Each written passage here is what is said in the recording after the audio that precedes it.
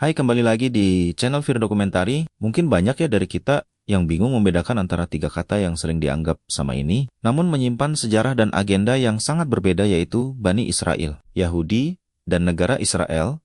Dalam hal ini maksudnya adalah Zionis. Jika kita gagal membedakan ketiganya, kita akan terjebak dalam kebingungan sejarah yang memang sengaja diciptakan. Hari ini, di Fir Dokumentari, kita tidak hanya akan membedah akar kata dari ketiga istilah ini, tetapi juga membongkar bagaimana sebuah gerakan politik modern membajak sejarah kuno untuk meruntuhkan kekhalifahan, merampas tanah, hingga memanipulasi opini publik di negara kita. Kita mulai dari kata yang paling awal, Israel. Dalam literatur sejarah Islam, Israel bukanlah nama sebuah negara, melainkan julukan mulia bagi Nabi Yakub alaihissalam. Secara harfiah, Israel bermakna hamba Allah yang berjalan di malam hari. Gelar ini disematkan karena Nabi Yakub melakukan perjalanan panjang menembus kegelapan malam, menyusuri padang pasir atas nasihat ayahnya, Nabi Ishak, demi menghindari konflik dengan saudaranya. Jadi, ketika kita menyebut Bani Israel, itu murni merujuk pada nasab keturunan Nabi Yakub. Dari silsilah inilah lahir 12 suku bangsa yang bersejarah, dan dari keturunan ini pula lahir banyak nabi dan rasul utusan Allah. Lalu, dari mana datangnya kata Yahudi? Istilah ini merujuk pada salah satu putra Nabi Yakub dari ibu yang berbeda dengan Nabi Yusuf, yaitu Yahuda. Kelak, keturunan dari jalur Yahuda ini menjadi sangat dominan. Namun, catatan sejarah menunjukkan betapa kaum ini sering kali diwarnai oleh karakter yang keras, egois, dan keengganan untuk diatur. Tabiat yang suka menang sendiri ini sangat dirasakan oleh Nabi Musa saat harus menuntun mereka keluar dari Mesir. Seiring berjalannya waktu, sebutan Yahudi berevolusi. Ia tidak lagi sekadar merujuk pada keturunan Yahuda, melainkan berubah menjadi nama sebuah sistem kepercayaan atau agama. Artinya, seseorang bisa memeluk agama Yahudi tanpa harus memiliki darah murni Bani Israel. Nah, disinilah letak puncak tipu daya sejarahnya.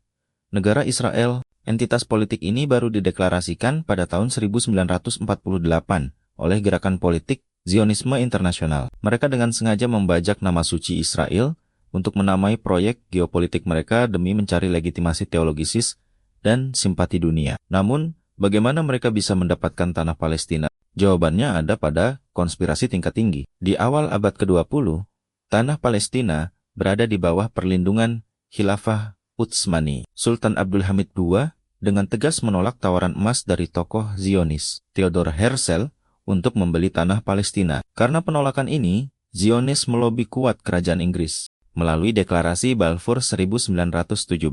Inggris yang berhasil mengkudeta dan meruntuhkan Khilafah Utsmani pasca Perang Dunia I secara sepihak menghadiahkan tanah Palestina kepada gerakan Zionis. Sebuah tanah yang bukan milik mereka diberikan kepada orang yang tidak berhak. Banyak yang mengira bahwa pendudukan di Palestina hari ini hanyalah masalah sengketa perbatasan biasa. Padahal, agenda Zionisme jauh lebih besar dari itu. Pernahkah Anda memperhatikan dua garis biru melintang pada bendera mereka? Banyak pakar sejarah geopolitik yang membaca itu sebagai simbol dari dua sungai besar, Sungai Nil di Mesir dan Sungai Efrat di Irak. Inilah ambisi Greater Israel atau Israel Raya, berdasarkan interpretasi sepihak atas teks-teks kuno. Mereka memiliki misi jangka panjang untuk menguasai seluruh dataran Syam hingga Persia.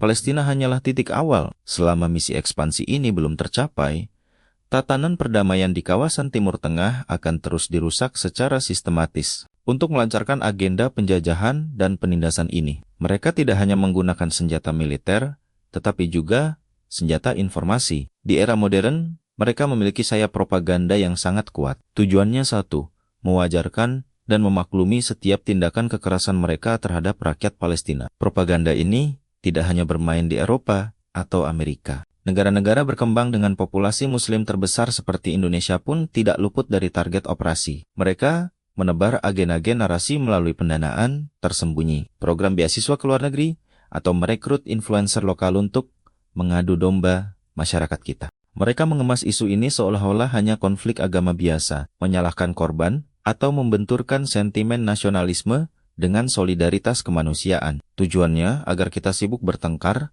di dalam negeri dan menjadi apatis terhadap genosida yang terjadi. Sebagai kesimpulan, Bani Israel adalah keturunan para nabi yang mulia. Yahudi adalah identitas sistem kepercayaan dari masa lalu. Sedangkan Israel modern adalah entitas politik penjajah hasil dari lobi pengkhianatan terhadap Khilafah Utsmani dan ambisi penguasaan teritorial dari Nil hingga Efrat. Mengetahui sejarah adalah lapis pertama dari pertahanan kita. Jangan biarkan istilah yang suci dikaburkan oleh agenda politik masa kini. Dan jangan biarkan persatuan kita dirobek oleh narasi propaganda mereka. Kebenaran sejarah harus terus disuarakan, meski algoritma dan media arus utama mencoba membungkamnya. Bagikan video ini untuk melawan propaganda hasut mereka. Terima kasih telah menonton Firdokumentari dan sampai jumpa di investigasi sejarah berikutnya.